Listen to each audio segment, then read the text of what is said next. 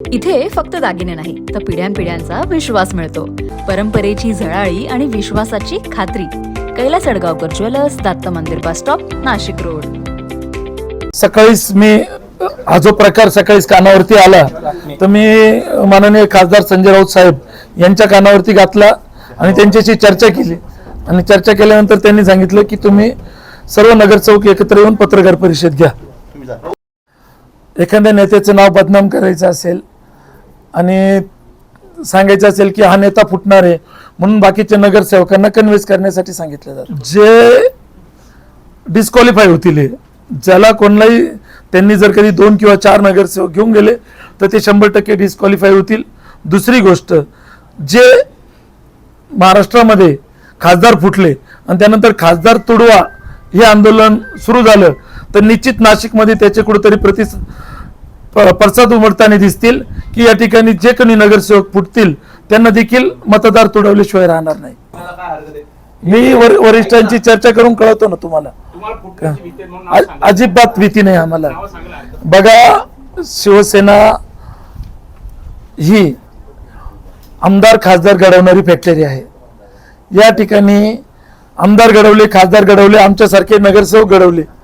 त्यामुळे आम्हाला फुटण्याची भीती नाही, आमच्या पक्षाला कसलीच भीती नाही आहे. ज्या पक्षामध्ये आमदार खासदार निवडून येते नाही ते पक्ष फोडताय.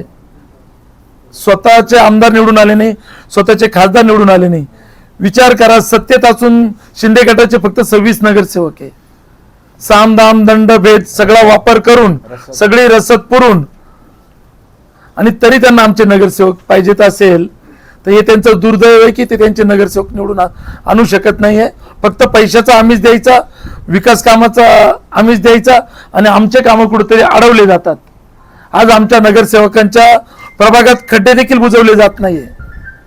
आज ज्या वेळेस बजेट झालं आणि बजेटमध्ये आमच्या नगरसेवकांना नाममात्र निधी दिला गेला, म्हणजे याचं कारणच हे आहे की निधी द्यायचा नाही, कामं अडवायचे, मग कंटाळून नगरसेवकांनी प्रवेश केला पाहिजे.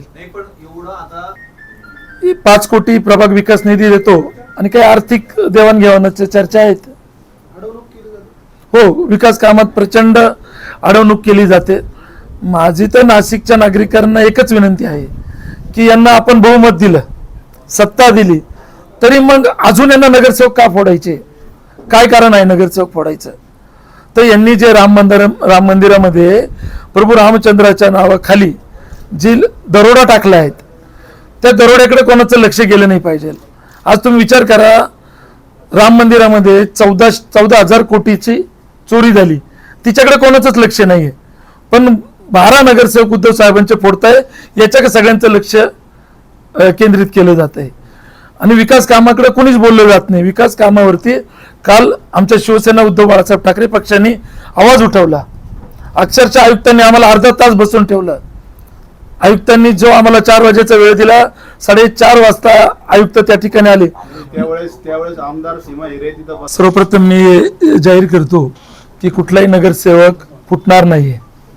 काल आम्ही आयुक्तांना निवेदन देण्यासाठी आमचे जवळजवळ 13 नगरसेवक त्या ठिकाणी उपस्थित होते. सर्व नगरसेवक सोबत आहेत. एकही नगरसेवक फुटणार नाहीये. ह्या फक्त कुठेतरी अफवा आणि एक मिसअंडरस्टँडिंग नगरसेवकांमध्ये केली जाते की ठाकरे गटाचे 12 नगरसेवक फुटणार, मग लगे आम्ही एकमेकाकडे कुठे संशयाच्या नजरेने बघू, असं हे त्यांचं प्लॅनिंग आहे. कुठलाही नगरसेवक फुटणार नाही आणि शिंदे गटात जाणार नाही. अफवा नेमकं कोण पसरवतंय? शिंदे गटावाले, ज्यांना पुढे भविष्यात उपमहापौर व्हायचे, कोणाला कुठली संधी हवी असेल तर त्यांच्यामध्ये एक सौदा झालाय की तुम्ही ठाकरे गटाचे 10 नगरसेवक फोडून आणा, मी तुम्हाला उपमहापौर करतो, असं त्यांना वरतून सांगितलं जातं. त्याप्रमाणे त्यांनी एजंट नेमलेले आहे आणि तो एजंट आमच्या प्रत्येक नगरसेवकाला भेटायला जातो आणि त्यांना सांगतो नगरसेवकांना की आम्ही तुम्हाला प्रभागाला 5 कोटी निधी देऊ, विकास निधी, आणि तुम्ही शिंदे गटात प्रवेश करा. पण या सर्व नगरसेवकांनी जो कोणी भेटायला आले असेल तो सर्व वरिष्ठांना कळवत आहेत.